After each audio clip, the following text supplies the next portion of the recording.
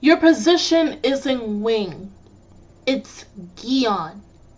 And who else can say such a line other than our fave, Sekizan? Yo guys, what is up? Today I come to you yet with another weekly review of All Out.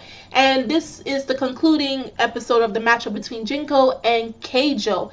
And things could not get escalate even more than it was from last week's episode. This episode had me on edge. This episode was hype. Now, to start off things, we're still in the first half of the matchup, and we have our character Oharano. And this guy is a really good rugby player. As they stated back when they first introduced the first years into the rugby team, he was playing since he was in elementary, and he played also in middle school.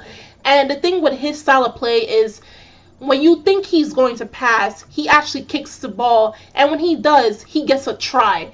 And for those who probably didn't really understand the terminology, a try is basically a point. And when you kick the ball, from my understanding, that's like if you do a kickoff, that's 2 points. If you get into the goal line and get a try, that is 5 points. And we see that that's his style of play. Like, he likes to kick, and he's a very good player, but he seems more like a one-man type of player. That he thinks that, just because there are first years on the team, you would have thought they were good, but it was already stated that, this is their first time playing rugby. So he found it actually very weird that they were not able to catch many of his passes as he probably would have expected them to be able to do so. So that kind of gives you the insight that he's the type of person who expects everyone to be on the same level as him, and that he's kind of standoffish on his own, which was also stated by Ebony, the other blonde character that's on Jinko's rugby team, who was benched. While that was happening, Jinko is not doing too good, but they're really giving it their all. So you kind of just felt hype for them, hopefully that they get some more points to go in and possibly secure a win. By the end of the first half, going into the second half, is 35-3. Of course, the points may have been thanks to Oharano. Now we see in this episode, things are looking rough on their side, and just before the second half is about to start, we have where they have just a little break, and Ebony decided to voice his opinion.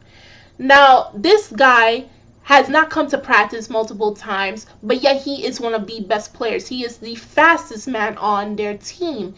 And that's something that everyone can acknowledge, as well as the captain Sekizan.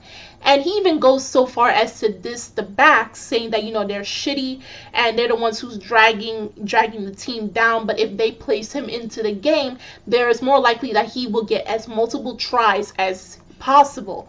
And if you guys have not really realized the type of character Sekizan is, and he's telling this to Sekizan, and he's agreeing with some points that he's making, saying that he's such a good player and he's the fastest guy. But Sekizan is a very serious character. I loved him since he was introduced into the first episode. I just love this guy. He's a very serious person, but it's shown that he does have a very kind side to him, as he comforted Gion when he was beating himself up for not being able to stop Tyra. But at the same time, this is a guy that you cannot bullshit with him and talk crap to him, because if you do, he will put you in your place. And that's what he did to Ebony. He's telling Ebony straight to his face, saying that rugby, now listen here, rugby is not a one-man sport. This is a team's effort. So you might as well just go off with that assumption, thinking that you can carry the team on your own. And I'm going to continue with the lineup that I had in the first round, so everybody just gets back onto the field, and just it kind of embarrassed, and you can somewhat assume that Ebony was scared, because this guy was shaking. This guy was shaking. Like, the look on Sekizan's face is enough to make a man tremble. Like, this is not someone you can easily mess with. And I mean, if I couldn't love him before, then I just definitely love him after this episode, once he put one of his younger teammates in their place. So of course, things are getting rough, and then we have where Keijo change up their way of defense. So now they have the bigger guys on the flank, while they have their wings going with the speed, and then in the middle, the middle player, which is Miyuki, they go straight for the goal and is securing as many tries. So they change up their lineup a little bit, and it's putting Jinko into kind of a pickle. So one of the players on Jinko is injured. They got hurt, so they had to substitute him out. And we have Gion join in the lineup. Now we all know they say it's been a week since Gion joined, but it's to give him exposure to the game.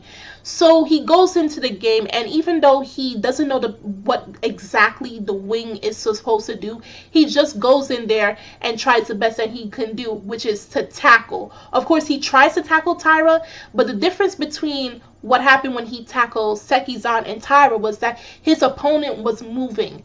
And Tyra, who is a huge dude, possibly the same size as Sekizan or probably a little bigger, just with his legs slams Gion. But he stopped him for a second in order for Sumiyaki and Sekizan to stop him. And they do stop Jinko a couple of times. So of course, Jinko has secured a try. Now it comes to the episode where they have to, a kickoff, and hope that the kickoff does not succeed, and the other team had to run to be able to stop that kickoff.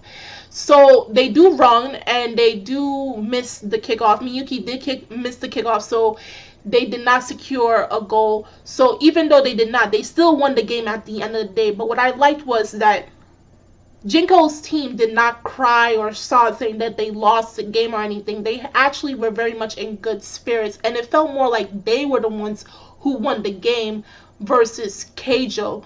So I like how it left that good feeling. I mean, it was sad to see that they lost, and I did wish Gion was able to do more. But of course, he's very new to the game, so it's going to take time for him to get into the game and be more involved in the game, and learn a lot more different things in concerning of rugby. So this was a really good episode. The action, the overall game was something that had me at the edge of my seat. I can just imagine what the actual matches will look like, because the animation and the art in this episode was just on point, and that's just thanks to TMS Entertainment and Madhouse. So if you guys saw this week's episode of All Out, episode 4, do drop down in the comment section below on how you felt about this episode. How do you feel about the plays? What were some of your most favorite moments? What are you hoping for future episodes to come? Also, the links, as always, are in the description box. You guys go check that out. And I'm Kimmy Chan of Anime Legends Podcast, and I will see you guys later. Bye!